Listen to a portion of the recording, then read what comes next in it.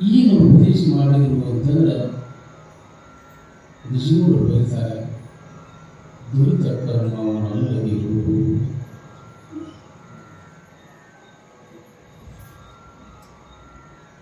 ದುರಿತ ಕರ್ಮವಲ್ಲದಿರು. ದುರಿತ ಅಂತಂದ್ರೆ ಏನಪ್ಪ ಅಂತ ಕೇಳಿ. ದುರಿತ ಅಂತಂದ್ರೆ ಪಾಪ. ಹೇ ಶಿಷ್ಯನೇ, ನೀನು ಮುಕ್ತನಾಗಬೇಕಾತು ಅಂದ್ರೆ ಪಾಪ ಕರ್ಮಗಳನ್ನು ಮಾಡಬೇಕು. ಶಿಷ್ಯ ಅಪ್ಪ ಯಾವುದು ಪಾಪ ಅಂತ ಕೇಳಿ. ಯಾವುದು ಪಾಪ? ಯಾವ ವೇದಗಳು, ಯಾವ ಉಪನಿಷತ್ತುಗಳು, ಯಾವ ಪುರಾಣ, ಯಾವ ಬೈಬಲ್, ಯಾವ ಧರ್ಮ ಗ್ರಂಥಗಳು ಯಾವನ್ನ ಮಾಡಬೇಡ ಅಂತ ತಿಳ್ಕೊಂಡು ಹೇಳ್ತದ ಅವೆಲ್ಲವೂ ಪಾಪ ಕರ್ಮಗಳು. ಅದಕ್ಕಾಗಿ ಅಂತಹ ಪಾಪಗಳನ್ನು ನೀನು ಮಾಡಬೇಡ. ನನಗೆ ಬಸವನವರು ಕೂಡ ಹೊರಬೇಡ, ಹೊರಬೇಡ, ಖುಷಿಯ ನುಡಿಯಲು ಬೇಡ, ಉಣಿಯಬೇಡ, ಅಂಗರಿಗೆ ಅಸಹ್ಯ ಪಡ, ತನ್ನ ಬಣ್ಣಿಸಬೇಡ, ಇದನ್ನು ಹೊಳೆಯಲು ಬೇಡ.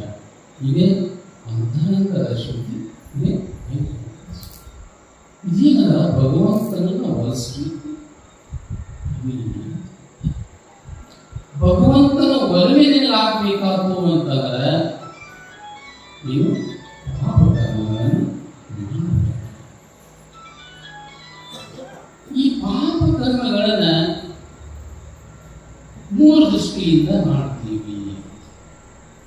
ಯಾವುವು ಅಂತಂದ್ರೆ, ಒಂದು ಶಾರೀರಿಕವಾಗಿ ಮಾಡ್ತೀವಿ, ಇನ್ನೊಂದು ಮಾನಸಿಕವಾಗಿ ಮಾಡ್ತೀವಿ, ಇನ್ನೊಂದು ವಾಣಿಯಿಂದ ಮಾಡ್ತೀವಿ.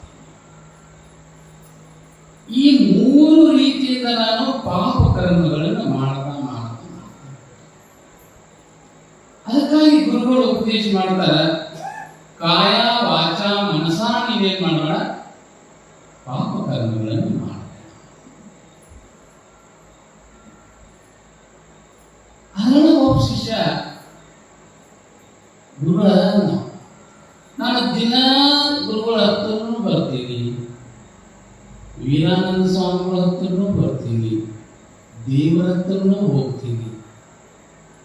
ಸುಮಾರು ವರ್ಷದಿಂದ ನಾನು ಭೇಟಿ ಹಾಕುವಂತ ಬಂದೀನಿ. ಒಂದು ದಿವಸ ಅಲ್ಲ, 2 ದಿವಸ ಅಲ್ಲ, 40-50 ವರ್ಷಗಳ ಕಾಲ ನಾನು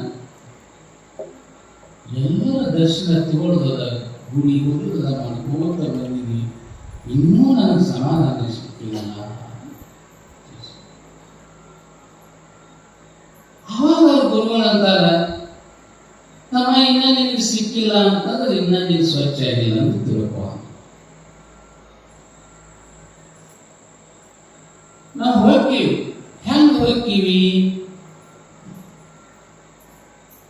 ಶುದ್ಧಿಯಾಗಿ ಹೋಗಿಲ್ಲ. ಅದಕ್ಕಾಗಿ ಇನ್ನೊಂದು ಕಡೆ ಬರೀತಾರೆ, ತೊಲಿವನೋ ತೊಲಿವನೋ ತನಗಿನಂ ತೊಲಿವನೋ ತೊಲಿವನೋ ತನಗಿನಂ ತೊಲಿವನೋ ತೊಲಿವನೋ ಕರ್ಣತ್ರಯದ ದೋಷ ಮೀರೆ ಕಂತು ಕಾಲ ಪುರವೈರಿ ಗುರು ಶಂಭುಲಿಂಗ ತನಗಿನ ತೊಲಿವನು. ಹೇ ಶಿಷ್ಯನೇ, ನಿನ್ನ ಕರ್ಮತ್ರಯ ಸ್ವಚ್ಛ ಆಗಿಲ್ಲ. ನಿನ್ನಲ್ಲಿ ಏನು ಅಂತಃಕರಣದ ಮನ ಬುದ್ಧಿ ಚಿತ್ತ ಅಹಂಕಾರ ಇವು ಸ್ವಚ್ಛ ಆಗಿಲ್ಲ. ಆನಮಲ ಮಯಮಲ ಕಾರ್ಮಿಕ ಮಲ ಮಲತ್ರಯಗಳ ಸ್ವಚ್ಛ ಆಗಿಲ್ಲ. ಯಾವಾಗ ಸ್ವಚ್ಛ ಆಗ್ತಾವ ಅವಾಗ ನಿಮಗೆ ಸಾಕ್ಷಾತ್ಕಾರ ಆಗ್ತದೆ. ನೀ ಎಷ್ಟು ವರ್ಷ ಹೋದರಲ್ಲ, ಏನದ ನೀ ಎಷ್ಟು ವರ್ಷ ಹೋದ ಅದಕ್ಕಾಗಿ ನೀವು ಶರೀರದಿಂದ ಪಾಪಗಳನ್ನು ಮಾಡಿದ್ದೀರಿ, ವಾಣಿಯಿಂದ ಪಾಪಗಳನ್ನು ಮಾಡಿದ್ದೀರಿ, ಮನಸ್ಸಿನಿಂದ ಪಾಪಗಳನ್ನು ಮಾಡಿದ್ದೀರಿ. ಅದು ನೀವು ಹೇಳ್ಕೊಂಡು ಹೋಗ್ತಾರೆ. ಶರೀರದಿಂದ ಯಾವ ಪಾಪಗಳನ್ನು ನಾವು ಮಾಡ್ತೀವಿ?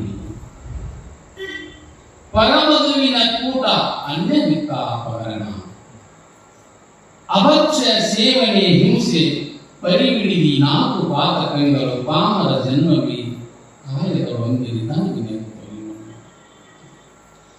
ಈ 4 ಪಾಪಗಳನ್ನು ಮಾಡ್ತೀವಿ.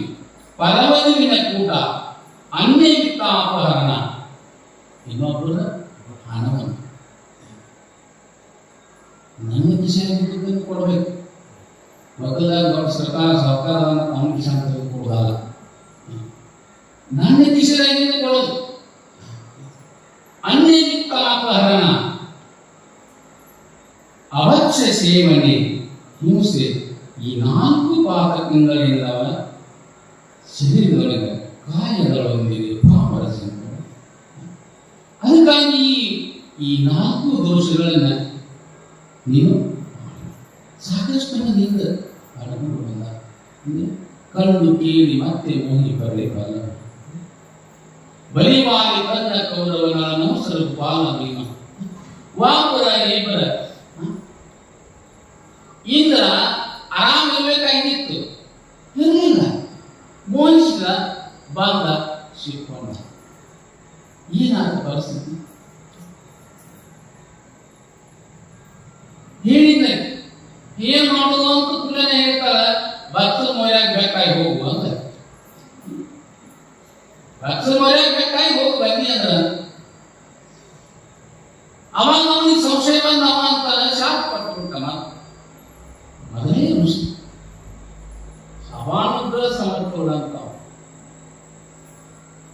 ಅದಕ್ಕಾಗಿ ನೀನು ಶರೀರವನ್ನು ಮೋಹಿಸಿ ಬಂದಿದ್ದೀ. ಯಾವ ಶರೀರ ಇದ್ದದಿದ್ದಾಗ ಅದ ಹೇಳಿ. ಅದಕ್ಕಾಗಿ ಈ ಶರೀರ ಇರುವುದ್ರೊಳಗ ನಾವು ಒಂದಿಷ್ಟು ಏನ್ ಮಾಡಬೇಕು? ಚಲೋ ಕೆಲಸ ಮಾಡಬೇಕು. ಯಾವ ಇದ್ದು ಇದ್ದಾಗ ಅದಾವ ಹೇಳಿ. ಒಂದು ವಸ್ತು ಅದನ್ನ, ಹೊರಗಿಂದ ವಸ್ತು ಬೇಡ. ನಮ್ಮ ಶರೀರನ ಇದ್ದಿದ್ದಂಗಿಲ್ಲ. ಮೊದಲು ಸಣ್ಣವರಿದ್ದಾಗ ಒಂದು ಬೇರೆ ಇರ್ತದೆ, 18-20 ವಯಸ್ಸಿಗೆ ಬಂದ ಕೂಡಲೇ ಒಂದು ಬೇರೆ ಇರ್ತದೆ. 20ರಿಂದ 30-35 ವರ್ಷಕ್ಕೆ ಬಹಳ ಚಂದ ಎಲ್ಲ ತುಂಬಿಕೊಂಡು ಚಂದ ಇರ್ತಾವ. ಬರಬಾರ್ದು ಏನಾಗ್ತವ?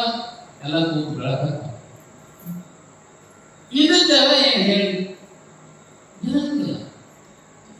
ನಾವು ಇದ ಬಹಳ ಸ್ಥಿರ ಐತಿ ಅಂತ ಕುಂತೀವಿ. ಅದಕ್ಕಾಗಿ ಶರೀರದಿಂದ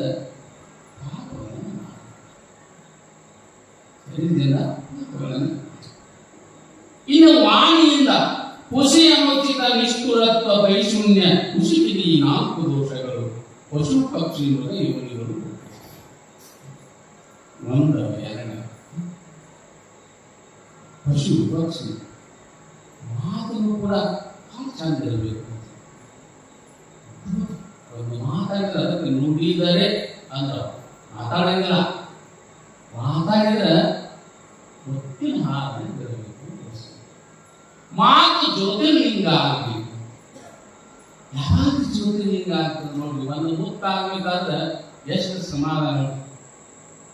ಸ್ವಾತಿ ಮಳೆ ಆಗ್ಬೇಕು. ಸಮುದ್ರದಾಗ ಸಿಂಪಿ ಬಾಯಿ ತಕ್ಕೊಂಡು ಕುಂತಿರ್ಬೇಕು. ಆ ಒಂದು ಹನಿ ನೀರು ಬಿತ್ತು ಅಂತಂದ್ರೆ, ಸ್ವಾತಿ ಮಳೆ ಹನಿ ನೀರ ಅದು ಈಗ ಬಾಯಿ ತಕ್ಕೊಂಡು ಕೂತಿರ್ತದ. ಆ ಒಂದು ಹನಿ ನೀರು ಬಿತ್ತು ಅಂದ್ರೆ ಅದನ್ನು ತಗೊಂಡು ಏನ್ ಹೋಗ್ಬೇಕಂದ್ರೆ ಸಮುದ್ರದ ಆಳಕ್ಕೆ ಹೋಗ್ತದ. ಆಳಕ್ಕೆ ಹೋಗಿ 41 ದಿವಸದಲ್ಲಿ ಒಟ್ಟಾಗ ಮಳೆ ಇಟ್ಕೊತದ. ಆಮೇಲೆ ಉಗುಳ್ತದ. ಆಮೇಲೆ ನಮಗೆ ಅದಕ್ಕಾಗಿ ನುಡಿದರೆ ದಿನಹಾರ ನುಡಿದರೆ ಸ್ವೀಕರ ಸಲಾಗಿ ಅಂತ ಮಾತಿ ಬಾಳ್ಕೊಂಡಂತಾರೆ. ಅದಕ್ಕಾಗಿ ಶ್ರೀ ಗುರು ವಚನೋಪದೇಶವನ್ನ ಆಲಿಸಿದ ನರದಿ ಮುಕ್ತಿ ಅಂತ. ಗುರುವಿನ ಮಾತಿಗೆ ಅವನೊಬ್ಬ ಮುದೋಳು ಬಜಾರ್ದಾಗ ಅಂಗಡಿ ತೆಗೆದಿಲ್ಲ. ಅಂತ ಅಂಗಡಿ ತೆರೀತ ಅಂತಂದ್ರೆ ಮಾತು ಮಾರುವ ಅಂಗಡಿ ಅಂತ ನಾವು ನೀವೆಲ್ಲ ಅಂಗಡಿ ಕೇಳಿ ಮಾತು ಮಾಡುವ ಅಂಗಡಿ ಕೇಳಿರಲಿಲ್ಲ. ಈಗ ನಾವು ಮೆಟ್ಬಿಡ್ದವ ಹೋಗಿದ್ದ ರೈತ ಅವನ ಸ್ವಲ್ಪ ಮುಲ್ಕಿ ಪರೀಕ್ಷೆ ಮುಗಿದಿತ್ತು, ಹೋಗಿದ್ದ ಆ ಕಡೆ ಈ ಕಡೆ ಬರುವಾಗ ಅಂಗಡಿ ಮುಂದೆ ನೋಡಿದ್ರೆ ಅವನಿಗೆ ಎಲ್ಲ ಅಂಗಡಿ ಬೇರೆ ಬೇರೆ ಇರ್ತಾವೋ, ಆದ್ರೆ ಮಾತು ಮಾಡುವ ಅಂಗಡಿ ಇದ್ದ ಅಂದ್ರೆ ನೋಡ್ಬೇಕು ಅಂತ ಅವನ ಹತ್ರ ಹೋಗಿ ಏನಪ್ಪ ಇದು ಬೇರೆ ಹೆಸರು ಬರ್ದಿಲ್ಲ, ಏನು ಎಲ್ಲ ಅಂಗಡಿ ಬೇರೆ ಇರ್ತಾವ, ನಿಮ್ಮ ಅಂಗಡಿ ಬೇರೆ ಇತ್ತ ಏನಿಲ್ರಿ ಅದು ಬಂದು ಕರಡಿ ಇತ್ತ ಮಾತು ಮಾಡ್ತಾವ ಹೋಗ್ರಿ ಮಾತು ಮಾಡ್ತಾವ್ರಿ. ಆಗ ಒಂದು ಮಾತು ಕೊಡಪ್ಪ, 500 ರೂಪಾಯಿ ಕೊಡ್ರಿ ನಾವು. 500 ರೂಪಾಯಿ ಕೊಡ್ರಿ ಅಂತ ಅಂದ. ಅದು ಎಂತ ಮಾತ್ರ ಇರ್ಬೇಕು, 500 ರೂಪಾಯಿ ತಿಳ್ಕೊಂಡು ಆಯ್ತು ಅಥವಾ ಒಂದು ಮಾತು ಕೊಡು ಅಂತ, ಅಥವಾ ಬರೋದು ಹಾಗೆ ಹೇಳಿಬಿಡು ಅಂತ ನಾವು ವಿಚಾರ ಮಾಡ್ಕೊಂತ ನಿಂತ. ಅವಾಗ ನೀವು ಎಲ್ಲಿ ಹೋಗೋದಿಲ್ಲ, ನಾವು ಮೆಟ್ಬಿಟ್ಟು ಹೋಗ್ಬೇಕು, ಇಲ್ಲಿಂದ ನಡ್ಕೊಂತ ಮೆಟ್ಬಿಟ್ಟು ಹೋಗ್ಬೇಕು ನಡ್ಕೊಂತ ಅವ ವಿಚಾರ ಮಾಡಿದ. ಅಂದ್ರೆ ಬರೋದು ಕೊಡೋ ಸುಮ್ಮನೆ ಹೇಳಿಬಿಟ್ಟು ಬೇಡ ನಾವು ಹೋಗೋಣ ಮಾತಿನಂದ್ರೆ ಹೆಂಗ ಅದಕ್ಕೆ ಏನ್ ಮಾಡುವ ಅಂತಂದ್ರೆ ಬರ ಕೊಟ್ಟಿಲ್ಲ. ಬರದು ಕೊಟ್ಟ ಒಂದು ಬರದ ಕೊಟ್ಟ ಸುಳಿಸಿಕೊಂಡಿವ ಜಾಕೆಟ್ ಪಿಸದಾಗ ಹಾಕೊಂಡು ಓದಿಲ್ಲ. ಅಲ್ಲಿಂದ ಬರಾಕತ್ತಿದ ಇನ್ನ ಬಜಾರ್ ಹಾಕಿದಲ್ಲ ಬಸ್ ಸ್ಟ್ಯಾಂಡ್ ಈಚೆ ಕಡೆ ಆ ಕಡೆ ಇವ್ರು ಅಣ್ಣ ತಮ್ಮ ಜಗಳ ಬಂದ್ಬಿಟ್ಟು. ಎಂತಹ ಜಗಳ ಅದು, ಆಸ್ತಿ ಜಗಳ. ಒಂದು ಸಮ ಇಬ್ರು ಅವನು ಇವ್ ಮಾಡಿ ಇವ್ ಮಾಡಿ ಜಗಳ ನಡೆದೈತಿ. ಅಲ್ಲಿ ಹೋಗ್ಬೇಕು ಅವ್ರಲ್ಲಿ ಹೋಗ್ಬೇಕು, ಇವೆರಡು ಬಂದ್ಕೊಂಡು ಕೂಡಿ ಎಲ್ಲ ಮಂದಿ ಹೋಗಿತ್ತು. ನೀವು ಹಬ್ಬ ಕೊಡಾಕತ್ತಿದ್ದ ನೋಡುವಂತ ಸಂದರ್ಭದೊಳಗ ಜಗಳ ನಡೆದ ಪೊಲೀಸರು ದೌಡ್ ಬಂದ್ಬಿಡ್ತಾರ. ಪೊಲೀಸರು ನೋಡಿದ್ರು, ನೀವು ಹಬ್ಬ ನಿಂತಿದ್ದ ಈ ಏನ್ ಜಗಳ ನಡೆದಿದ್ದಾವಾಗ ಇದೇ ಇದ್ದೆ ನಾ ಇಲ್ಲಿ ಬರುತ್ತ ಅವ್ರ ಆ ಕಡೆ ಜಗಳ ಬಂದ್ರಿ ನಾವು ಜೀಪ್ನಾಗ ಹತ್ತು ಜೀಪ್ನಾಗ ಅವ್ರೊಂದು ಇಬ್ಬರು ತಗೊಂಡ ಇವ್ರೊಂದು ತಗೊಂಡ ಜೀಪ್ನಾಗ ತಗೊಂಡು ಹೋದ್ ಪೊಲೀಸ್ ಸ್ಟೇಷನ್ದಾಗ ಹೋಗಿ ಹೇಳಿ ಇವ್ರು ಎಲ್ಲಿ ಹೋದವು ಅಂತ ಜೈಲ್ನಾಗ ಹಾಕಿಬಿಟ್ಟು ಅವನೊಂದ್ ಕಡೆ ಹಾಕಿದ್ರು, ಅವನೊಂದ್ ಕಡೆ ಹಾಕಿದ್ರು, ಕತ್ತಲ ಕೊನೆ ಹಾಕಿದ್ರು. ಒಳಗೆ ಹೋದ ಮೊದಲ ಬೆಳಕಿಲ್ಲ, ಗಾಳಿ ಇಲ್ಲ, ಅದೇ ಫ್ಯಾನ್ ಇರ್ತಾವೆ. ಫ್ಯಾನ್ ಏನಿದ್ದಿಲ್ಲ, ಬೆಳಕು ಇದ್ದಿಲ್ಲ. ಒಳಗೆ ಹೋಗ್ಬಿಟ್ಟು ಕಟ್ಟ ಹುಡುಕಾಗಬೇಕು. ನೋಡಿದ ವಿಮಾನ ತೆಗೆದ ನಾನು ಶರ್ಟ್ ತೆಗೆದ ಏನ್ ಭಾಷೆ ಒಳ್ಳೆ ಬಂತಲ್ಲ ತಿಳ್ಕೊಂಡು ಅಲ್ಲಿ ವಿಚಾರ ಮಾಡಕತ್ತಿಲ್ಲ. ಈಗ ಸ್ವಲ್ಪ ಕುಂತು ವಿಚಾರ ಮಾಡ್ಕೋತ ಕುಂದ್ರನ್ನ ಕಿಶದಾಗ ಹೇಗಿದ್ದು ಮನೆ ಕಿಶದ ಹೀಗೆ ತೆಗೆದು ನೋಡಿದಾಗ ಚೀಟ್ ಇತ್ತು. ಓ ಏನೋ ಮಾತು ಬರೆದು ಕೊಟ್ಟಾನ, ಏನಿರ್ಬೇಕು ಅಂತ ತಿಳ್ಕೊಂಡು ನೋಡ್ತಾನ. ನೋಡಿದಾಗ ಒಂದು ಸ್ವಲ್ಪ ಓದ್ತಿದ್ದ, ವೃತ್ತಿ ಪರೀಕ್ಷೆ ಮುಗಿದಿತ್ತು. ನೋಡಿದ ಏನು ಬರೆದಿದ್ದ ಅಂತಂದ್ರೆ ಜಗಳ ನಡೆದಲ್ಲಿ ನಿಲ್ಲಬೇಡ ಅಂತ ಬರೆದಿದ್ದ. ಜಗಳ ನಡೆದಲ್ಲಿ ನಿಲ್ಲಬೇಡ ಅಂತ ಬರೆದಿದ್ದ. ಮೊದಲ ಓದಿದ್ದ ನ್ಯಾಯ ನಿಂದಿರ್ತೀನಪ್ಪ, ಅದ ಓದಿದ್ದಿ ಅದ ನ್ಯಾಯ ನಿಂದಿರ್ತೀನಿ ಹೋಗ್ಬಿಡ್ತಿದ್ವಿ ಅಂತ. ಹಂಗ ಒಂದು ಮಾತು ಅದಕ್ಕಾಗಿ ಅಂತಾರ ಖುಷಿ ಅನ್ನೋಕ್ಕಿಂತ ನಿಷ್ಠುರತ್ವ ಪೈಶೂನ್ಯತೆ. ಸುಳ್ಳು ಹೇಳುವುದು, ಅನುಚಿತ ಅಂದ್ರೆ ಉಚಿತವಲ್ಲದ ಮಾತುಗಳನ್ನು ಆಡುವುದು, ಇವೆಲ್ಲ ಏನಪ್ಪಾ ಅಂತಂದ್ರ ಚಾಡಿ ಹೇಳುವುದು. ಇವು ಎಲ್ಲಿ ಹುಟ್ಟಿಸ್ತಾವ ನಮ್ಮನ್ನ ಅಂತಂದ್ರ ಪಶು ಪಕ್ಷಿ ಯೋನಿಯೊಳಗೆ ಹುಟ್ಟಿಸುವ ಅಂತ ಹೇಳ್ತಾರೆ. ಇನ್ನ ಜನರಲ್ಲಿಯದ ಕಾರ್ಯದೆರಕವ ಮನಸ್ಸಿನಿಂದ ಮಾಡುವಂತ ಪಾಪಗಳು. ಕಾರ್ಯದೆರಕವ ಅನಿಷ್ಟ ಚಿಂತನೆ, ಅನ್ಯ ಧನ ಸತಿಯರ ಆಕಾಂಕ್ಷೆ ಎನಿಸುವ 4 ದುರಿತ ಜನನವಿ ಮನದೊಳು ಗುರು ಶಂಭುಲಿಂಗ ತನಗೆ.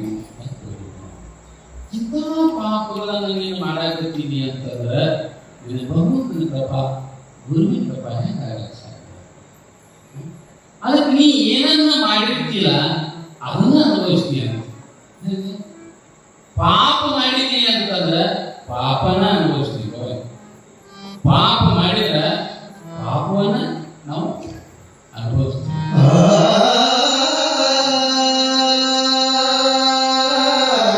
ಆ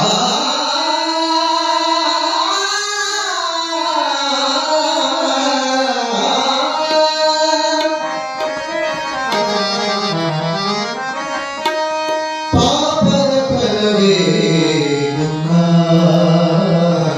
ಪುಣ್ಯದ ಫಲವೇ ಸುಖ, ಪಾಪದ ಫಲವೇ ದುಃಖ, ಪುಣ್ಯದ ಫಲವೇ ಸುಖ. ಪಾಪವ ಮಾಡಿ ತುಳುವಾಗಿ ಹುಟ್ಟಿ, ಪಾಪವ ಮಾಡಿ ತುಳುವಾಗಿ ಹುಟ್ಟಿ,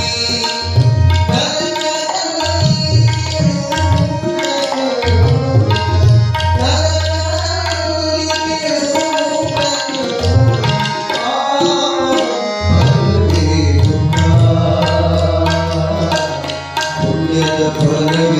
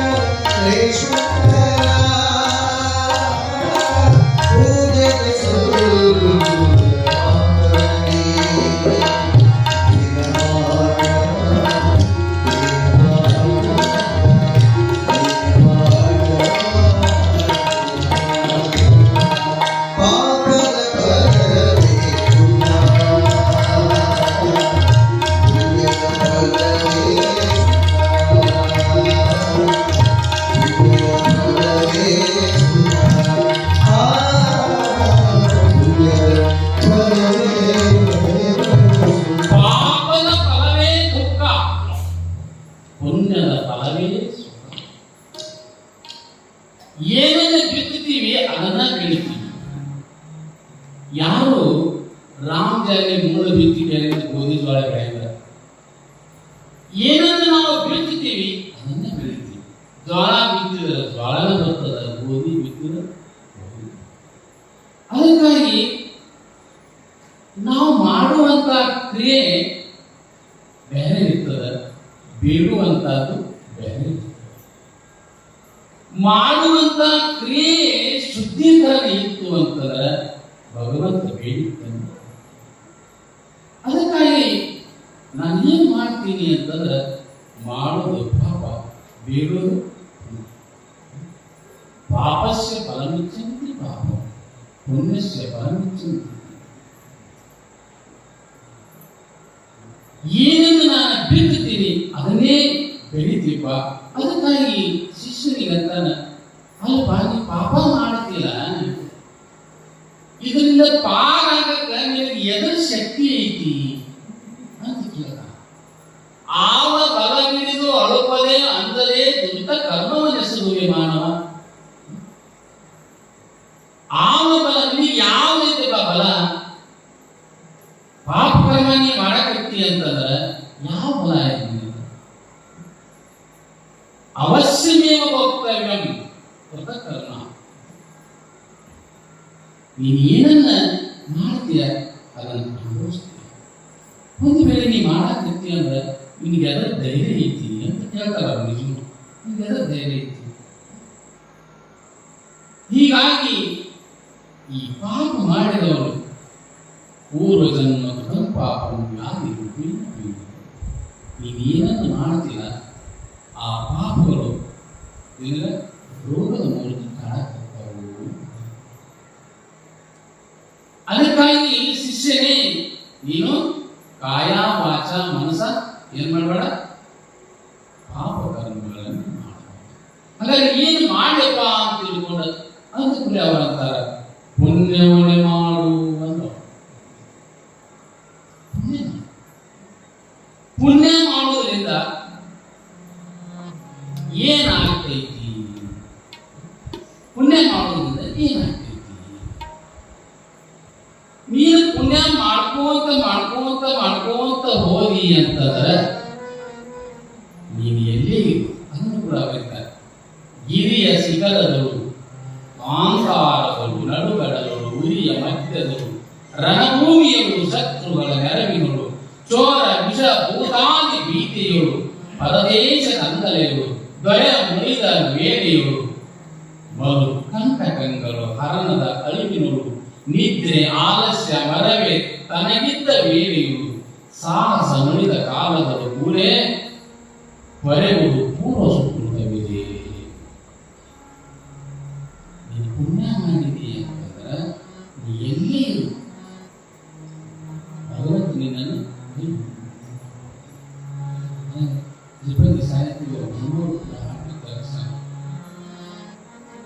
ಶಿವ ಶಿವನಂದರ ಸಿರಿಲೆಲ್ಲ ಬಯಲಾಗಿ ಕಲ್ಲು ಬಂದರಗಿ ಕಡೆಗಾಗಿ ಮನವೇ ಶಿವನೆಂಬ ಶಬ್ದ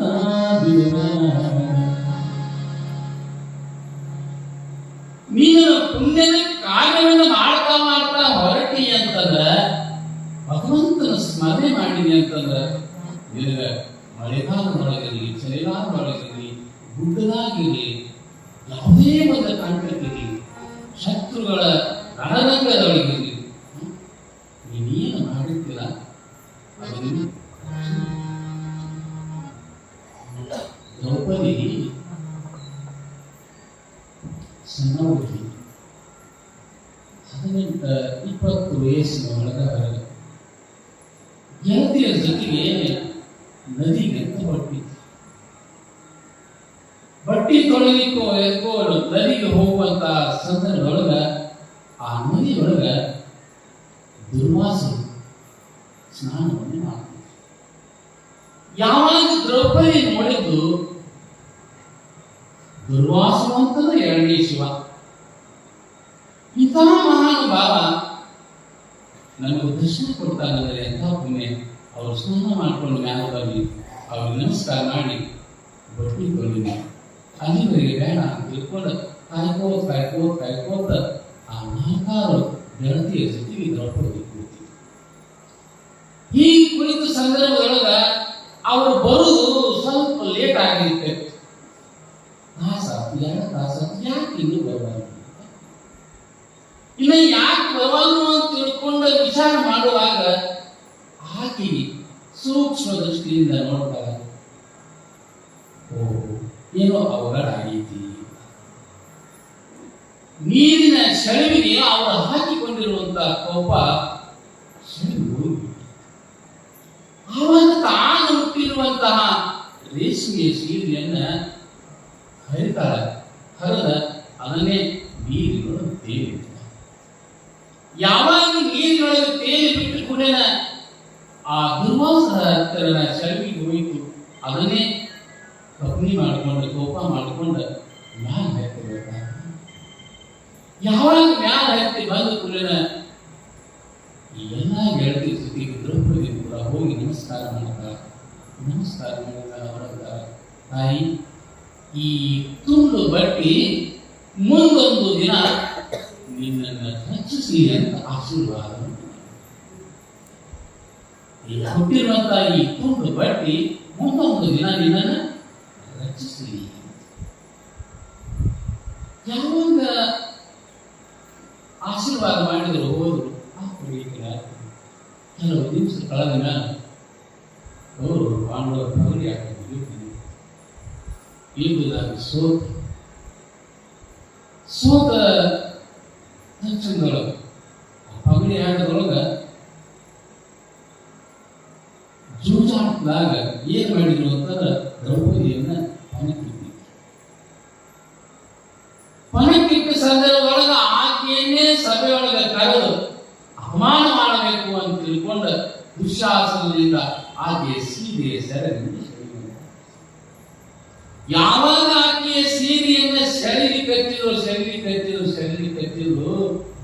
ನೋಡ್ತಾಳೆ ಎಲ್ಲಿವರೆಗೆ ಇರಾಕ್ ಸಾಕಿದೆ. ಭಗವಂತನ ಕೃಪಾ, ಗುರುವಿನ ಕೃಪಾ ಸುಮ್ಮನೆ ಆಗುವುದಿಲ್ಲ. ಎಲ್ಲಿವರೆಗೆ ನಾನು ನನ್ನದು ಅನ್ನುವಂತ ಈ ಭಾವ ನಮ್ಮ ಶರೀರದಾಗ ಇರ್ತದ ಅಲ್ಲಿವರೆಗೆ ಭಗವಂತ ಬರುವುದಿಲ್ಲ. ಅಲ್ಲಿವರೆಗೆ ಗುರು ಬರುವುದು. ಎಲ್ಲಿವರೆಗೆ ತನಗೆ ಸಾಧ್ಯದನೋ ಅಲ್ಲಿವರೆಗೂ ಆಕಿ ತನ್ನ ಮಾನವನ್ನ ಕಾಪಾಡಲಿಕ್ಕೆ ಪ್ರಯತ್ನ ಮಾಡಿದ್ದು. ಯಾವಾಗ ಆಕಿ ಕೈ ಮೀರುವಂತಹ ಸ್ಥಿತಿ ಬಂದಾಗ ಕೃಷ್ಣ ಅಂತ ತಿಳ್ಕೊಂಡು ಎರಡು ಕೈ ಎತ್ತಿ, ಕೃಷ್ಣ ಅಂತ ತಿಳ್ಕೊಂಡು ಎರಡು ಕೈ ಎತ್ತಿದ್ಕೊಂಡ ಕೃಷ್ಣ ಯಾವಾಗ ಈ ಧ್ವನಿ ಕೇಳಿದ ಪುಣ್ಯ ನಾಮ ಅಂತಾನ, ಯಾರೋ ನನ್ನ ಕುಯ್ಯಿದಂಗಾತು, ಏನು ಪುಣ್ಯ ಮಾಡ್ಯಾರ ನೋಡು ಅಂತ ತಿಳ್ಕೊಂಡು ತೆಗೆದು ನೋಡಿದಾಗ ಈ ತಾಯಿ ದುಶ್ಯಾಸನ ಸೆಳೆಯುವಂತಹ ಸಂದರ್ಭದೊಳಗ ಈ ತಾಯಿ ಅಲ್ಲಿ ಋಷಿಗಳಿಗೆ ಬಟ್ಟಿ ದಾನ ಮಾಡಿತ್ತು. ಅದಕ್ಕಾಗಿ ಆ ಬಟ್ಟಿಯನ್ನು ನಾನು ಕೊಡಬೇಕು ಅಂತ ತಿಳ್ಕೊಂಡು ಕೃಷ್ಣ ತನ್ನ ಅಭಯ ಹಸ್ತವನ್ನು ಇಟ್ಟ. ಯಾವಾಗ ನನ್ನ ಮೈಮ್ಯಾಲಿನ ಪರಿವೆಯಿಂದಾಗ ನಾನು ಭಗವಂತನಿಗೆ ಮೀಸಲಾಗಿ ಎನ್ನ ವಾಮಕ್ಷೇಮನಿಂದನೆಯ, ಎನ್ನ ಹಾನಿ ವೃತ್ತಿಯಿಂದನೆಯ, ಎನ್ನ ಮಾನ ಅಪಮಾನ ನಿನ್ನದು ಅಂತ ತಿಳ್ಕೊಂಡು ನಾನು ನಿಲ್ಲುತ್ತೀನಿ. ಅವಾಗ ಭಗವಂತ ಅಲ್ಲಿವರೆಗೂ ಕೂಡ ಭಗವಂತ ನಮ್ಮಲ್ಲಿನ ಭಾವ, ಶರೀರದ ಮೇಲಿನ ಭಾವ. ಅದಕ್ಕಾಗಿ ನೀವು ಎಲ್ಲೇ ಇರಿ, ಎಂದೇ ಇರಿ, ನಿಮ್ಮ ಅಂತಃಕರಣ ಸ್ವಚ್ಛ ಆಯಿತು ಅಥವಾ ನಿಮ್ಮ ಪುಣ್ಯದ ಗಂಟು ಇತ್ತು ಅಂತಂದ್ರೆ ಆ ಭಗವಂತ ನಿಮ್ಮನ್ನ ಯಾವಾಗಲೂ ಅದಕ್ಕಾಗಿ ಪುಣ್ಯವನ್ನೇ ಮಾಡು. ಪುಣ್ಯ ಮಾಡೋದ್ರಿಂದ ಅದರಾಗ ಪುಣ್ಯದೊಳಗ ಸಕಾಮ ಪುಣ್ಯ, ನಿಷ್ಕಾಮ ಪುಣ್ಯ. ಸಕಾಮ ಪುಣ್ಯ ಅಂತಂದ್ರೆ ಆಸೆ ಇಟ್ಕೊಂಡು ಮಾಡೋದು ಪುಣ್ಯ. ಇಲ್ಲಿ ಭಗವಂತ ಏನು ಬೇಡಪ್ಪ ನನಗೆ ಮೋಕ್ಷನ ಮುಂದೆ ಕೊಡುವಂತ ಮಾಡೋದೇನಲ್ಲ ಆ ನಿಷ್ಕಾಮ ಪುಣ್ಯ. ನಿಷ್ಕಾಮ ಪುಣ್ಯ ಮಾಡೋದ್ರಿಂದ ಜ್ಞಾನ ಉದಯ ಆಗ್ತೈತಿ ಅಂತ ಹೇಳ್ತಾರೆ. ಅದಕ್ಕಾಗಿ ಎಲ್ಲಿವರೆಗೂ ಕೂಡ ನನ್ನಲ್ಲಿ ಭಾವ ಇರಂಗಿಲ್ಲ, ಆ ಭಾವ ಹೋಗುವವರೆಗೂ ಕೂಡ ಭಗವಂತನ ಕೃಪಾ ನಮಗೆ. ಅದಕ್ಕೆ ನಾವೆಲ್ಲ ಭಕ್ತಿ ಮಾಡು ಭಕ್ತಿ ಮಾಡು ಭಕ್ತಿ ಮಾಡು ಭಕ್ತಿ ಅಂತಂದ್ರೆ ಈಗ ಭಕ್ತಿ ಅನ್ಬೇಕು, ಭಕ್ತಿ ಅನ್ಬೇಕು. ಸುಮ್ಮನೆ ನಾವು ಯಾವ ಇದಕ್ಕೆ ಇಟ್ಕೊಂಡು ಬಂದು ದೇವರಿಗೆ ಭಕ್ತಿ ಆಗ. ಭಕ್ತಿ ಅಂದ್ರೆ ಏನು ಇದು ಹೇಳ್ತಾರೆ. ಆವ ಕಾಲದವಳು ಬಳಿಕ ಆವ ದೇಶದವಳು ಒಡವೆನೇ ಮಮತೆ ತನ್ನ ಮೇಲೆ ಬಂತೆ ಗುರುದೇವತೆಗಳ ಒಳ್ಳೆಯದೇ ನಿಜ ಭಕ್ತಿ. ನಿಜ ಭಕ್ತಿ ಭಕ್ತಿ ಅಂತಂದ್ರೆ ಆವ ಕಾಲದವಳು ಕಾಲಿಗೆ ಎಷ್ಟಾಗಿ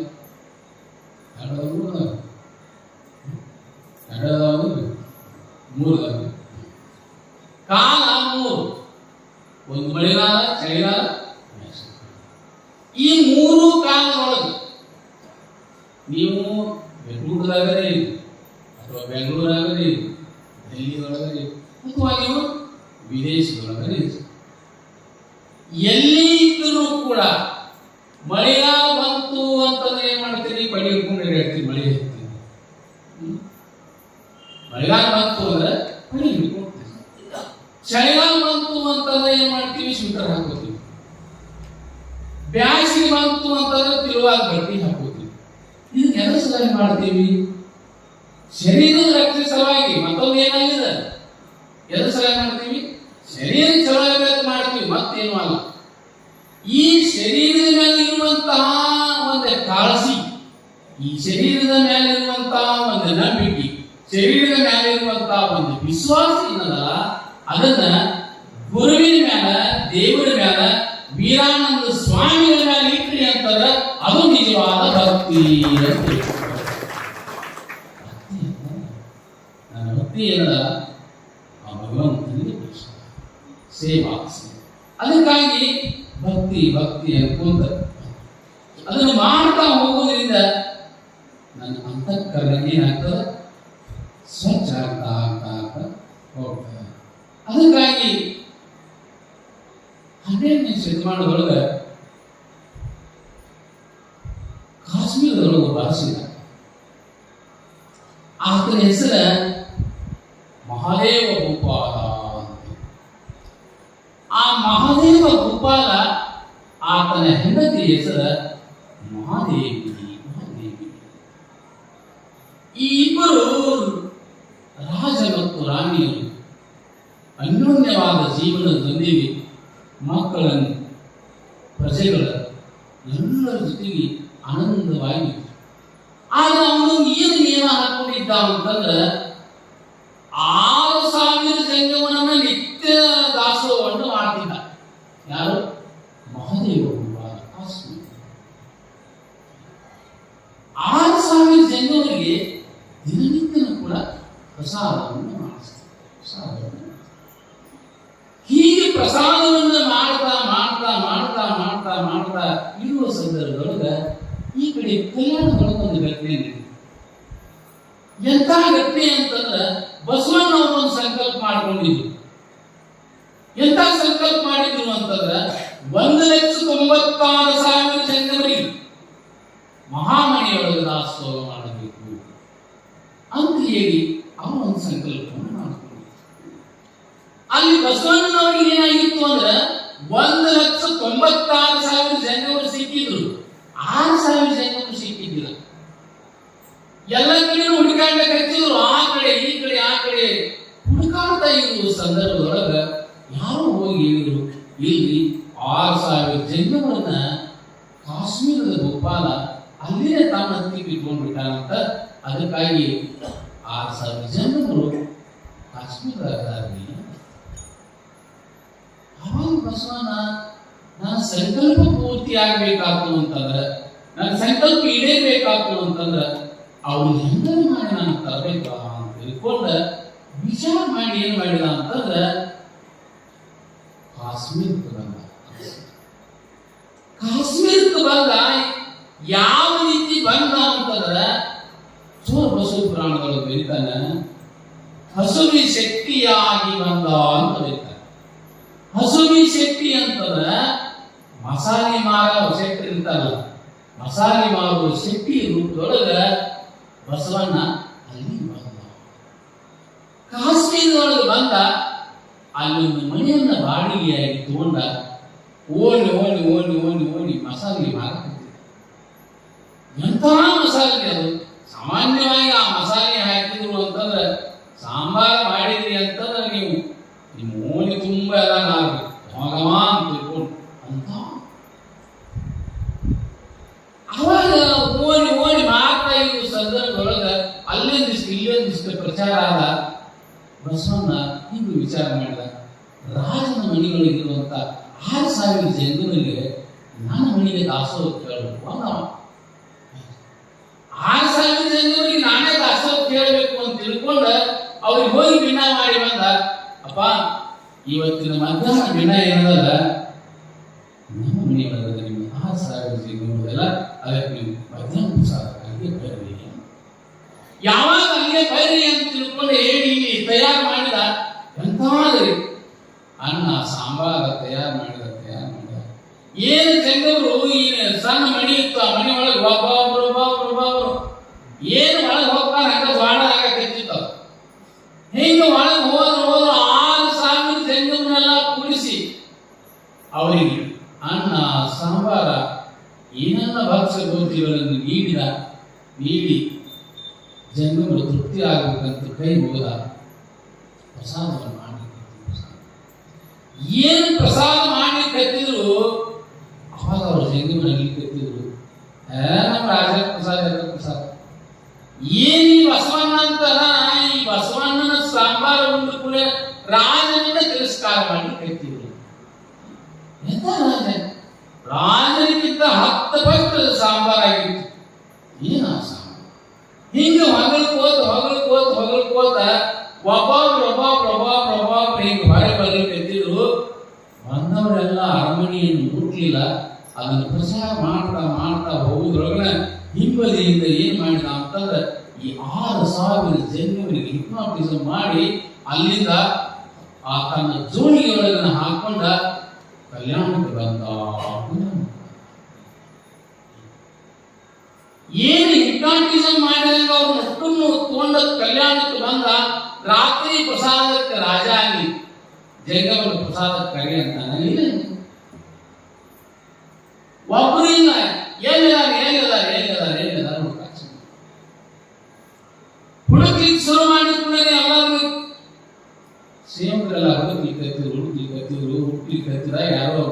ಮಾಡಿದ್ರು?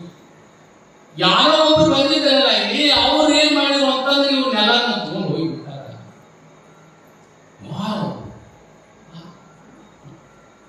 ಹಿಂಗೆ ಅನ್ನೋದ್ರೊಳಗನ ರಾಜ ಆಜ್ಞೆ ಮಾಡಿದ. ರಾಜನ ಆಸ್ಥಾನದೊಳಗೆ ಚೂರಿ ಚಿಕ್ಕಣ್ಣ ಅಂತಿದ್ದ. ದಾಂಡಿ ಆಡ ವಾರ್ಮೀಸಿ ದಾಡಿ ಏನವನ ಆಳ ನೋಡಿದವನ 8 ಮಂದಿ 5 ದೂರ ಸೇರಿ ಅಂತ ದಾಂಡಿಗೆ ಮನುಷ್ಯ ಕೈಯೊಳಗೆ ಚಾಪ್ ಕೊಟ್ಟಿ ಹಿಡ್ಕೊಂಡ ರಾಜ ಕರೆದುಕೊಂಡ ಮುಂದೆ ಬಂದು ನಿಂತ. ರಾಜ ಆಜ್ಞೆ ಮಾಡಿ ಹೋಗು, ಅವ ಎಲ್ಲೇ ಇದ್ರು ಕೂಡ ಅವನ್ನ ಕೊಂದ 6,000 ಜಂಗಮನ್ನ ತಗೊಂಬ ಅಂತ ತಿಳ್ಕೊಂಡ ಆಜ್ಞೆ ಮಾಡಿ. ಇದನ್ನೇ ಮಾಡಿದ್ರು ಅಂತಂದ್ರೆ ರಾಜನ ತಂಗಿ ಒಬ್ಬಾಕಿದ್ದು ಬೋಂತಾದೇವಿ ಅಂತೇಳಿ. ಆ ಬೋಂತಾದೇವಿ ಇದನ್ನು ಕೇಳಿಸ್ಕೊಂಡು, ಯಾವಾಗ ಕೇಳಿಸ್ಕೊಂಡು ಕೂಡಲೇ ಈ ಚೂರಿ ಚಿಕ್ಕಂಗೆ ಹೇಳಿದ ಕೂಡಲೇ ಎಲ್ಲಿ ಬಸವಣ್ಣನನ್ನ ಕೊಂದಿಗಿದ್ದಾರ ಅಂತ ತಿಳ್ಕೊಂಡು ಅಕ್ಕಿ ಗಾಬರಿಯಾಗಿ ಓಡೋಡ್ತಾ ಆ ಕಾಶ್ಮೀರದ ಸೀಮೆವರೆಗೂ ಓಡೋದು. ನಮ್ಮ ಅಣ್ಣ ಬಹಳ ದೊಡ್ಡ ತಪ್ಪು ಮಾಡಿದ. ಈ ಚೂರಿ ಚಿಕ್ಕಗೆ ಹೇಳಿ ಬಹಳ ತಪ್ಪು ಮಾಡ್ಯಾನ. ಎಲ್ಲಿ ಬಸವಣ್ಣನನ್ನು ಕೊಂದಿಗಿದ್ದಾರ ಅಂತ ತಿಳ್ಕೊಂಡು ಗಾಬರಿಯಾಗಿ ಈ ಚಿಂತೆ ಮಾಡಿ ಕರೆದಿದ್ದು. ಈತ ಹೊರಟು ಇವ ಹುಡುಕ್ತಾ ಎಲ್ಲಿಗೆ ಬಂದ ಅಂತಂದ್ರೆ ಕಲ್ಯಾಣದ ಬೀದಿಗೆ ಬಂದ. ಕಲ್ಯಾಣದ ಬೀದಿಗೆ ಬಂದ, ನೋಡ್ತಾನ ಅಲ್ಲಿ ಒಂದೊಂದೇ ಬರೆದಿದ್ದು. ಎಂಥ ಶಬ್ದಗಳನ್ನು ಬರೆದಿದ್ರು. ಮೊದಲೇದ್ದು ಕಾಯಕವೇ ಕೈಲಾಸ. ಕಲ್ಯಾಣದೊಳಗ ಉದಾಹರಣೆ ಕಾಯಕವೇ ಕೈಲಾಸ ಅಂತ ಬರೆದಿದ್ದು. ಮತ್ತು ಮುಂದೆ ಹಂಗ ಹೋದ, ಆಚಾರವೇ ಸ್ವರ್ಗ, ಅನಾಚಾರವೇ ನರಕ. ಅಥವಾ ಮುಂದೆ ಹೋದ, ಇಲ್ಲಿ ಸಲ್ಲುವವರು ಅಲ್ಲಿಯೂ ಸಲ್ಲುವರು. ಎಲ್ಲರೂ ಓದ್ತಾ ಅವನಿಗೆ ಒಳಗೆ ಮನಸ್ಸು ಪರಿವರ್ತನೆ ಆಗಲಿಕ್ಕೆ. ಹಾಗೆ ಕೈಯೊಳಗೆ ಪಟ್ಟಿ ಹಿಡ್ಕೊಂಡಿದ್ದನ್ನು ಒಗದ ಮಹಾಮನೆಯ ಧಾವಿಸಿದ. ಯಾರಾದರೂ ಏನಾದರೂ ಅಂದಾರೋ ಅನ್ನುವಂಥ ಒಂದು ವೈದ್ಯದ ಮೊದಲನೇ ಕೆಲವೊಬ್ಬರು ಬಾಯಿಂದ ಕೇಳಿರುವಂತ ಚಿಕ್ಕನ್ನ ಮಹಾಮನೆ ಪ್ರವೇಶ ಮಾಡಬೇಕಾಗ್ತದೆ. ಹೊರಗೆ ಲಿಂಗ ಇರಬೇಕು. ಲಿಂಗವಿಲ್ಲದವರಿಗೆ ಪ್ರವೇಶವಿಲ್ಲ. ಅದನ್ನು ಕೇಳ್ಕೊಂಡ ಇವ ಏನ್ ಮಾಡಿದ ಅಂತಂದ್ರೆ ಅದೇ ಪಕ್ಕದೊಳಗೆ ಸಣ್ಣ ಒಂದು ಕಲ್ಲು ಬಿದ್ದಿತ್ತು. ಆ ಕಲ್ಲು ತಗೊಂಡ ಒಂದು ಅರಿವಿ ತಗೊಂಡ ಯಾವಾಗ ಕೊಳ್ಳಾಗ ಕಟ್ಕೊಂಡ ಅರಮನೆಯನ್ನ ಪ್ರವೇಶ ಮಾಡಿದ, ಎಲ್ಲವನ್ನು ನಿರೀಕ್ಷೆ ಮಾಡ್ತಾ ಇನ್ನೂ ಸಂದರ್ಭದೊಳಗ ಮಧ್ಯಾಹ್ನ ಸಮಯ ಎಲ್ಲರೂ ದಾಸೋಹಕ್ಕಂತ ಕರೆದ ಪ್ರಸಾದಕ್ಕೆ ಕರೆದಾಗ ಎಲ್ಲರೂ ಸಾಲಿಗಳ ಕುಳಿತ ಸಂದರ್ಭದೊಳಗ ಇವನು ಹೋಗಿ ಚೂರಿ ಚಿಕ್ಕನು ಕೂಡ ಅಲ್ಲಿ ಕುಳಿತ. ಅವರೊಂದು ಏನಿತ್ತು, ಬಸವಣ್ಣ ಒಂದು, ಲಿಂಗಮ್ಮ, ಗಂಗಮ್ಮ, ಎಲ್ಲರೂ ಏನ್ ಮಾಡ್ತಿದ್ರು ಅಂದ್ರೆ ಅವರು ಕೈಯಾಗಿ ಲಿಂಗ ತೆಗಿತಿದ್ರು. ಆ ಲಿಂಗಕ್ಕೆ ಭಸ್ಮ, ಪತ್ರಿ, ಹೂವ ಹೀಗೆ ಏರಿಸ್ತಾ ಉದಿರ್ಬಿಟ್ಟು ಬೆಳಗ್ತಾ ಬರ್ತಿತ್ತು. ಎಲ್ಲರೂ ಪೂಜೆ ಆದ್ಮೇಲೆ ಅವ್ರಿಗೆ ಪ್ರಸಾದ. ಹೀಗಾಗಿ ಅಲ್ಲಿಂದ ಎಲ್ಲರ ಪೂಜೆಯನ್ನು ಮಾಡ್ತಾ ಈ ಚೂರಿ ಚಿಕ್ಕನ ಸಮೀಪಕ್ಕೆ ಬಂದ್ರು. ಮಾಡ್ಲಿಕ್ಕೆ ನಾನು ಕಲ್ ತಗೊಂಡು ಹೆಂಗ್ ನೋಡಪ್ಪ ನನಗಿದೆ, ನಾನು ಕಲ್ ತಗೊಂಡು ಬಂದನು. ಮತ್ತೆ ಎಲ್ಲರೂ ನಿಧಾನದ ಪೂಜೆ ಮಾಡಾಕ್ತಾರೆ, ಹೆಂಗ್ ಮಾಡೋದು? ಆದ್ರೂ ಅವನು ಮನಸ್ಸಲ್ಲಿ ಬಸವ ನೀನೇ ರಕ್ಷಣೆ ಮಾಡಪ್ಪ ಅಂತ ತಿಳ್ಕೊಂಡ ಅವನ ಪಕ್ಕದಾಗಿಂದ ಲಿಂಗ ಪೂಜೆ ಮಾಡಿ ಇವನಿಗೆ ಲಿಂಗ ತೆಗಿಪ ಅಂದ ಇವ ಹಂಚ್ಕೋತ ಹೀಗ ಬಿಚ್ಚಿ ಹಿಂಗ ಕೈಯಾಗ ತಗೊಂಡು ಹಿಂಗ ಹಿಡಿಬೇಕಾನ. ಆ ಏನ ಕಲ್ಲು ಇತ್ತಲ್ಲ, ಆ ಕಲ್ಲು ಹೋಗಿ ಏನಾಗಿಬಿಟ್ಟಿತ್ತು ಅಂದ್ರೆ ಅದು ಲಿಂಗ ಆಗಿಬಿಟ್ಟಿತ್ತು. ಹೇಳ್ತಾನೆ. ಯಾವಾಗ ಬಸವನಂತಾನ ಮಹಾನುಭಾವ ಲಿಂಗ ಕಟ್ಕೊಂಡವ್ರ ಕಲ್ಲು ಐತಂತಾರ. ಆದ್ರೆ ನೀ ಕಲ್ಲು ಕಟ್ಕೊಂಡು ಬಂದಕ್ಕೆ ಅಂದ್ರೆ ಲಿಂಗ ತಿಳ್ಕೊಂಡಿಯಲ್ಲಪ್ಪ, ನೀನೇ ಕೂಡಲು ಸಂಗಮನಾಥ ಅಂತ ಬಸವಣ್ಣ ಅವನಿಗೆ ನಮಸ್ಕಾರ ಮಾಡಿ. ಯಾವಾಗ ಅಲ್ಲಿನೇ ಚೂರಿ ಮಹಾಶರಣನಾಗಿ ಅಲ್ಲಿ ದಾಸೋಹ ಮಹಾಮುನಿಯೊಳಗೆ ಸೇವೆಯನ್ನು ಮಾಡ್ತಾ ಅವ ರಾಜ ಇದ್ದರೆ ಅವ ಚಿಂತೆ ಮಾಡಬೇಕಿಲ್ಲ. ಚೋರಿ ಚಿಕ್ಕನು ಹೊಲ ಮಾರಿ ಬರಲಿಲ್ಲ, ಏನ್ ಮಾಡೋದು ಅಂತ ಅನ್ನುವುದರೊಳಗಣ ಅವನಿಗಂತೂ ಅವ ಒಬ್ಬಲ್ಲಿ ಶರಣಾಗಿದ್ದಾನ. ಆತ ಮಹಾಶರಣನಾಗಿದ್ದಾನೆ. ಅದಕ್ಕಾಗಿ ಅವನೇನು ಕೊಡುವುದಿಲ್ಲ. ಅವಾಗ ರಾಜ ವಿಚಾರ ಮಾಡ್ಲಿಕ್ಕೆ ಬಹುಶಃ ನಮ್ಮಲ್ಲಿ ಇಲ್ಲಾರ್ದು ಆ ಏನೋ ಒಂದು ಐತಿ, ನಮ್ಮಲ್ಲಿ ಇಲ್ಲಾರ್ದು ಏನೋ ಐತಿ. ಅದಕ್ಕಾಗಿ ಇದು ಎಲ್ಲವನ್ನೂ ಬಿಟ್ಟು ಕೂಡ ಅಲ್ಲಿ ಒಂದು ಏನೋ ವಸ್ತು ಐತಿ ಅಂದಾಗ ಈಗ ಯಾವ ಬೇಡ ಅಂತ ತಿಳ್ಕೊಂಡು ರಾಜ ಅಲ್ಲಿ ಏನಿದ್ರೆ ಏನದ ನಿಜವಾದ ಸುಖ. ನನಗೆಲ್ಲ ನಿಜಕ್ಕೂ ಬೈತಾರೆ, ಏನಿದ್ದಡೇನು ನಿಜಬೋದೆ ಒಂದಿಲ್ಲದಿರಿ ದಾನದ ಬೆಳದಿಂಗಳಂತೆ ನಿಷ್ಫಲ. ಅದಕ್ಕೆ ರಾಜನು ಕೂಡ ಆತನ ಏನಿದ್ರೆ ಏನದ ಆನೆ ಕುದುರೆ ಬಂಡಿ ಬಂಡಾರವಿದ್ದರೆ ತಾನುವುದು ಪಡೆಯಕ್ಕೆ ಮಲಗುವುದು ಅರ್ಧ ಮಂಚ, ಒಂದಾವಿನ ಹಾಲು ಹುರುಳಿದ ಸಿಹಿಯ ನೆಚ್ಚಿಕೊಳ್ಳಬೇಕು. ಈ ಸಂಪತ್ತನ್ನು ಹೆಚ್ಚಿ ನಾನು ಇಲ್ಲೇ ಕೂತೀನಿ, ನಿಜವಾದ ಸುಖ, ನಿಜವಾದ ಶಾಂತಿ, ನಿಜವಾದ ಸಮಾಧಾನ ಕಲ್ಯಾಣದಾಗೈತಿ.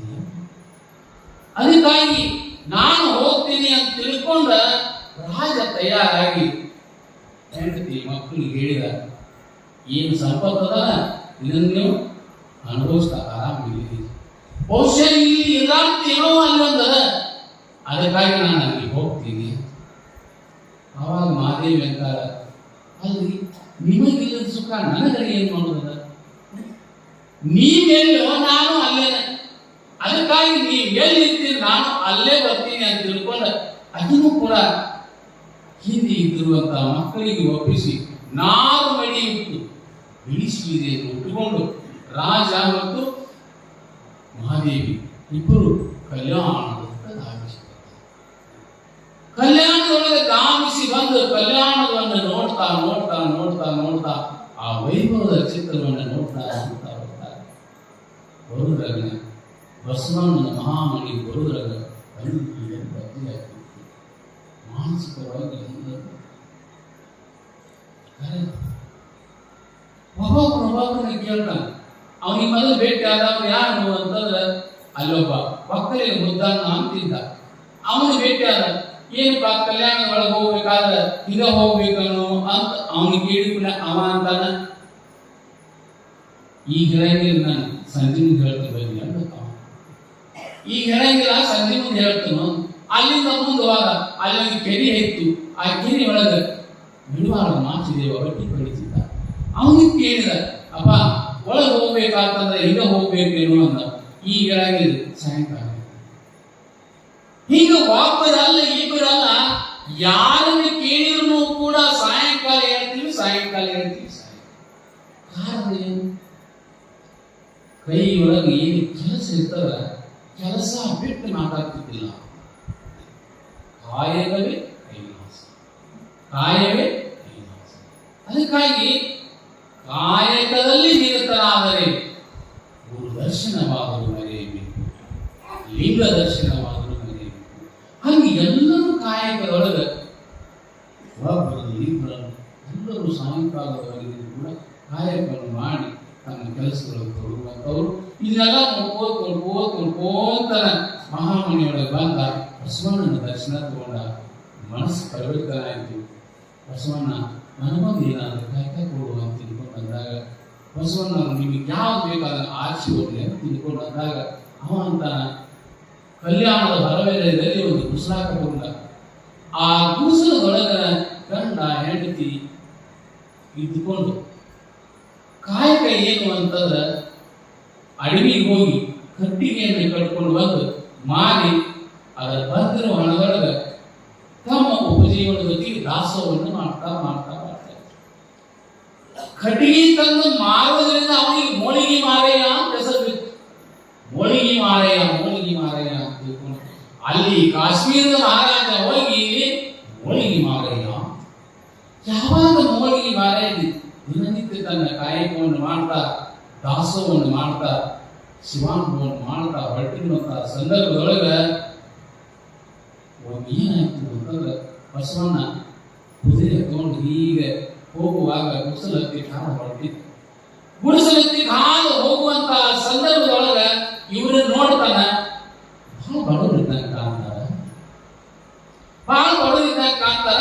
ಇವ್ರಿಗೆ ಏನಾದ್ರೂ ಕೊಡಬೇಕು ಅಂತ ತಿಳ್ಕೊಂಡು ಬಸವಣ್ಣ ಮನಸ್ಸು ಮಾಡಿ ಹೋಗಿ ಮಾರು ವೇಷದೊಳಗೆ ಬಂದ. ಮಾರು ವೇಷ ಅಂತಂದ್ರೆ ಜಂಗಮ ವೇಷವನ್ನು ಹಾಕೊಂಡು ಬಂದ ವಿಚಾಂದೇವಿ ಅಂತಂದ.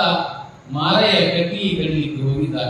ಹೊಳ್ಳಿ ಮನಿ ಒಳಗೆ ಹೆಂಡತಿ ಒಬ್ಬರು ಯಾರು ಅಂತ ತಿಳ್ಕೊಂಡು ಅಂದಾಗ ಹೊರಗೆ ಬಂದು ನೋಡ್ತಾರೆ. ಏನಿಲ್ಲ ತಾಯಿ, ಲಿಂಗೇನು ಇಚ್ಛೆ ಆಗ್ಯದ, ನಿಮ್ಮ ಮನಿ ಒಳಗಿಂದ ಪ್ರಸಾದ ಮಾಡಬೇಕಂತ. ಒಂದು ಕೂಡ ಜಂಗಮರು ಬಂದಾಗ ಅಂತಂದ್ರೆ ಯಾರೇ ಬರಲಿ ಬಾ ಅನ್ನೋದು ಸ್ವಭಾವ. ಒಳಗೆ ಕರೆದು ನೀರು ಕೊಟ್ಟು ಕೂಡು, ನಾನು ಸ್ವಲ್ಪ ಅಡಿಗೆ ಮಾಡ್ತೀನಿ ಅಂತ ತಿಳ್ಕೊಂಡು ಅಡಿಗೆ ಮಾಡಿದ್ದು. ಅಡಿಗೆ ಮಾಡಿ ಪೂಜೆ ಮಾಡಿಕೊಂಡು ಪ್ರಸಾದ ಮಾಡಿ ಹೋಗುವಾಗ ಹಂಗ ಹೋಗಲಿಲ್ಲ. ಏನು ಮಾಡಿದ ಅಂತಂದ್ರೆ ಹಮಿನಿ ಚೀಲದೊಳಗೆ ಬಂಗಾರ ನಾಣ್ಯಗಳನ್ನು ತಂದಿದ್ದ. ಬಂಗಾರ ನಾಣ್ಯಗಳನ್ನು ತಂದಿದ್ದ. ಆ ಮಜ್ಜಸಾಲಿ ಬುಟ್ಟಿಯ ಮಗ್ಗಲದೊಳಗೆ ಏನ್ ಮಾಡಿದ ಅಂತಂದ್ರೆ ಆ ಚೀಲವನ್ನ ಅಲ್ಲಿನೇ ಮಗ್ಗಲು ಮರೆತ ಏನ್ ಮಾಡಿಬಿಟ್ಟ, ಕುದುರೆ ಹತ್ಕೊಂಡು ಆ ಕಡೆ ಚೆಂಗು ವೇಷದಾಗ ಬಂದಿದ್ದ. ಹಾಗೆ ಹೋಗಿ ಮುಂದೆ ಕುದುರೆ ಹತ್ಕೊಂಡು ಹೋಗ್ಬಿಟ್ಟ. ಇತ್ತ ಕಡೆ ಏನಾಯ್ತು ಅಂತಂದ್ರೆ ಸಾಯಂಕಾಲಕ್ಕೆ ರಾಜ ಬಂದ, ಹೋಳಿಗೆ ಮಾರೆ ಬಂದು ನೋಡ್ತಾನ. ಯಾರು ನಿಷ್ಠೆ ಶ್ರದ್ಧೆಯಿಂದ ಅವರ ಅಂತಃಕರಣ ಸ್ವಚ್ಛ ಆಗಿರ್ತದಲ್ಲ ಅವ್ರಿಗೆ ಅಲ್ಲಿನ ವಾಸನೆ ಬಿಡಿಲಿಕ್ಕೆ ಎಲ್ಲಿ ಇನ್ನೊಂದು ಕಿಲೋಮೀಟರ್ ದೂರ ಯಾರೋ ಬಂದು ಹೋಗ್ಯಾರ ನಮ್ಮ ಮನೆಗೆ ಅಂತ. ಯಾರೋ ನಮ್ಮ ಮನೆಗೆ ಬಂದು ಹೋಗ್ಯಾರ, ಕಟ್ಟಿಗೆ ಹೊರಗೆ ಒಯ್ತಾನ. ಹೋಗೋದು ಕುಲ್ಯಾನ ಮಾದೇವಿ ಅಂತ ಕೂಗಿದ. ಯಾಕ್ರಿ ಅಂತ ತಿಳ್ಕೊಂಡು ಹೊರಗೆ ಬಂದ. ಯಾರು ಬಂದಿದ್ರು ಅಂತ ಕೇಳಿದ. ನೋಡ್ರಿ ಅವನಲ್ಲಿ ಹೆಂಗ ಅಂತಃಕರಣ ಶುದ್ಧಿ ಹೆಂಗ. ಯಾರು ಬಂದಿದ್ರು ಒಂದು ಕುಲ ಯಾಕೆ ಅಂತಾಳ. ಯಾರೋ ಒಬ್ಬರು ಜಂಗಮರು ಬಂದಿದ್ರು, ಲಿಂಗೈಗೆ ಇಚ್ಛೆ ಆಗೈತಿ, ಹಸು ಆಗೈತಿ, ಪ್ರಸಾದ ಮಾಡಿಸಂತ ತಿಳ್ಕೊಂಡು ಅಂದ್ರು. ಅದಕ್ಕಾಗಿ ಅವರಲ್ಲಿ ಪೂಜೆ ಮಾಡ್ಕೊಂಡು ಪ್ರಸಾದ ಮಾಡ್ಕೊಂಡು ಹೋದ್ರು. ಅವ್ರು ಹೋಗುವಾಗ ಹಂಗ ಹೋಗಿಲ್ಲ, ಏನೋ ಬಿಟ್ಟು ಹೋಗಿರ್ಬೇಕಲ್ಲ ಅವಂತ, ಏನೋ ಬಿಟ್ಟು ಹೋಗಿರ್ಬೇಕಲ್ಲ. ಏನಿಲ್ಲ ಅಂತ ತಿಳ್ಕೊಂಡ ನೋಡು ಅಂತ ತಿಳ್ಕೊಂಡ ಹೊರಮಂತರಿಗೆ ನೀರು ಕೊಟ್ಟಿದ್ದು ಮುಖವಾಡ ಮಾಡ್ಕೊಂಡು ಏನಾಗಿದ್ದಾನ ನೋಡು ಅಂತ ತಿಳ್ಕೊಂಡಂದ. ಒಳಗೆ ಹೋಗಿ ನೋಡ್ತಾನ, ಅಲ್ಲೇನ ಪೂಜೆ ಮಾಡ್ಕೊಂಡು ಬುಟ್ಟಿ ಏನಿಲ್ಲ, ಆ ಬುಟ್ಟಿ ಮಗ್ಗಲ್ಕನ ಆ ಹಮ್ಮಿನಿ ಚೀಲದೊಳಗೆ ಬಂಗಾರ ನಾಣ್ಯದ ಚೀಲಿತ್ತು. ಅದನ್ನೇ ಬಿಟ್ಟು ಹೋಗಿ ಬಿಟ್ಟಿದ್ದಾರೆ. ಹೌದು, ಇನ್ನೊಂದು ಚೀಲ ಬಿಟ್ಟು ಹೋಗ್ಯಾರ. ಇದು ಯಾರ ಕೆಲಸನೂ ಅಲ್ಲ, ಇದು ಬಸವಣ್ಣಂದ. ಇದು ಯಾರು ಅಲ್ಲ, ಇದು ಬಸವಣ್ಣನ ಕೆಲಸ. ಇದು ಬಸವಣ್ಣ ನಾವು ಬಡವರಂತ ತಿಳ್ಕೊಂಡಾನ. ಬಸವಣ್ಣ ನಾವು ಬಡವರಂತ ತಿಳ್ಕೊಂಡಾನ. ಕೈಗೆ ಮುಟ್ಟಬೇಡ, ಬಡಿಗೆ ತಗೊಂಡು ಹೊರಗೆ ಹಾಕಲ್ಲ. ಕೈಗೆ ಮುಟ್ಟಬೇಡ, ಬಡಿಗೆ ತಗೊಂಡು ಹೊರಗೆ ಹಾಕ. ಯಾವಾಗ ಬಡಿಗೆ ತಗೊಂಡು ಹೊರಗೆ ಹಾಕಿದ್ರು, ಹೊರಗೆ ಹಾಕಿ ಗಂಡ ಹೆಂಡತಿ ಮಾತಾಡ್ತಾರೆ. ನಾಳೆ ದಿವಸ ಏನ್ ಮಾಡು, 1,96,000 ಜನರು ಹೇಳಲ್ಲ, ಎಲ್ಲರಿಗೂ ಮಧ್ಯಾಹ್ನ ಪ್ರಸಾದ ನೀನೇ ಅನ್ನ. ನೀನು ಬಸವ ಅನ್ಕೋಂತ ಪ್ರಸಾದ ಮಾಡು, ಅವರೆಲ್ಲರಿಗೂ ಕೂಡ ಬರಮಾಡಿಕೊಳ್ಳೋಣ ಅಂತ ತಿಳ್ಕೊಂಡ ಮಾರೈನ ಅವರೆಲ್ಲರಿಗೂ ಭಿನ್ನ ಮಾಡ್ತಾರೆ. ಬಸವಣ್ಣನನ್ನ ಬಡವರಂತ ತಿಳ್ಕೊಂಡ. ಮನೆ ನೋಡ ಬಡವರು, ಮನೆ ನೋಡ ನಮ್ಮ ಮನೆ ಸಾಣಿರ್ಬೇಕು, ಆದ್ರೆ ಮನಸ್ಸು ಬಾಳಬಾರದು.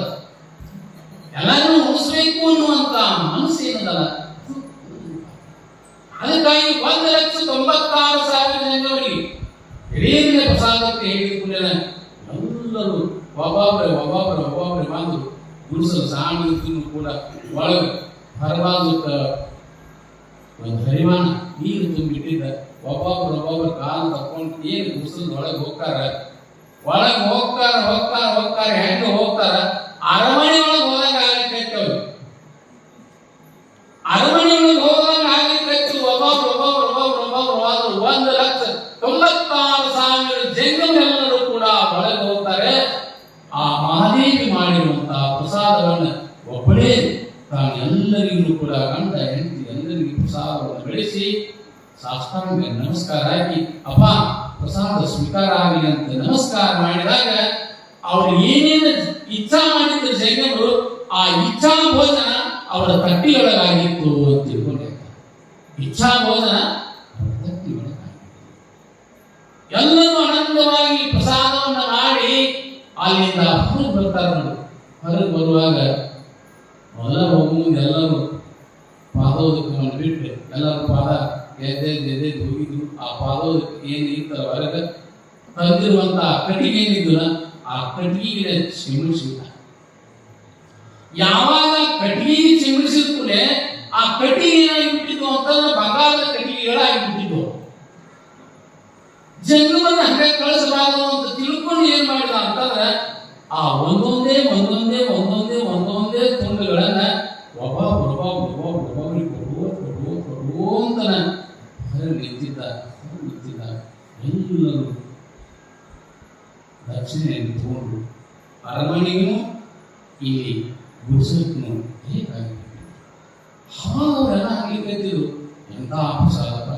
ಇಂತಹ ಪ್ರಸಾದವನ್ನ ಬಸವಣ್ಣನ ಮಹಾಮನೆಯೊಳಗೆ ನಾವು ಹೊಂದಿದ್ದಿಲ್ಲ. ಅಷ್ಟೇ ಅಲ್ಲ, ಎಲ್ಲರೂ ದರ್ಶನ ಕೊಟ್ಟರೆ ಇವ ಬಂಗಾರ ಕೊಟ್ಟಲ್ಲ ನಮಗೆ ಬಂಗಾರ ಕೊಟ್ಟಲ್ಲ ಅಂತ ತಿಳ್ಕೊಂಡ ಅಂದ್ರೆ ಎಲ್ಲರೂ ಇವನು ಹೊಗಳ್ತಾ ಹೋಗ್ಲಿಕ್ಕತ್ತಿರು. ಈ ಸುದ್ದಿ ಎಲ್ಲಿ ಹೋಯ್ತು ಅಂತಂದ್ರೆ ಅಲ್ಲಿ ಕಲ್ಯಾಣದೊಳಗಿರುವಂತಹ ಮಹಾಮನೆಯೊಳಗೆ ಸುದ್ದಿ ಬಿಟ್ಟು ಸುದ್ದಿ ಯಾವಾಗ ಮುಟ್ಟಿದ ಇಂಥ ಒಂದು ಶಬ್ದ ಬಸವಣ್ಣ